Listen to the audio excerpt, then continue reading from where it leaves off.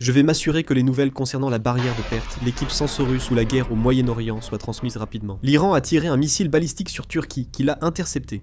Les débris sont tombés à Gaziantep, sans victimes signalées.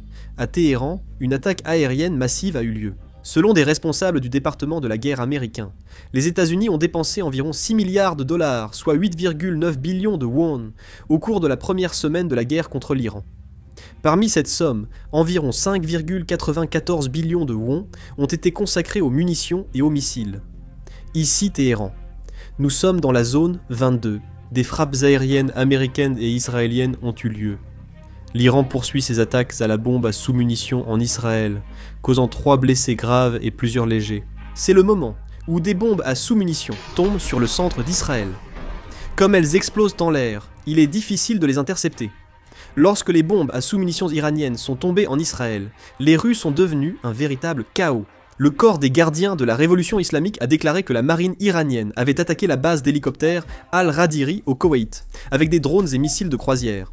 Des frappes aériennes israéliennes ont aussi visé le Liban, filmées lors de l'attaque. Une attaque a visé le bâtiment de l'association Al-Qard Al-Hassan, au sud de Beyrouth, endommageant gravement les infrastructures financières du Hezbollah. Des images montrent les dégâts et un navire iranien attaqué dans le golfe Persique, provoquant une grande explosion.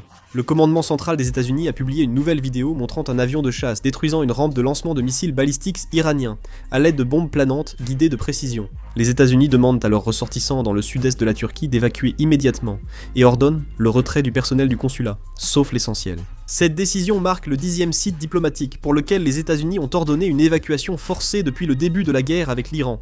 Et c'est la première mesure prise à l'encontre d'un allié de l'OTAN. Le porte-parole du ministère des Affaires étrangères iranien affirme que les événements actuels en Iran menacent toutes les lois internationales. Le Parlement libanais a repoussé de 2 ans les élections générales prévues en mai à cause de la guerre entre Israël et le Hezbollah soutenu par l'Iran, selon son président. Le ministre des Affaires étrangères du Qatar a affirmé à Kayous que l'Iran avait tout prémédité, exprimant un fort sentiment de trahison.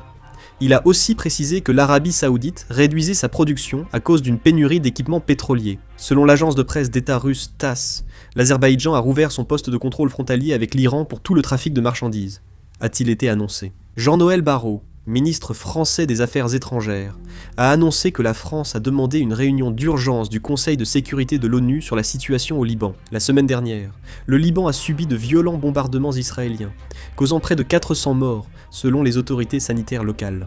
Je publierai une nouvelle vidéo si d'autres nouvelles arrivent. Je termine ici, merci.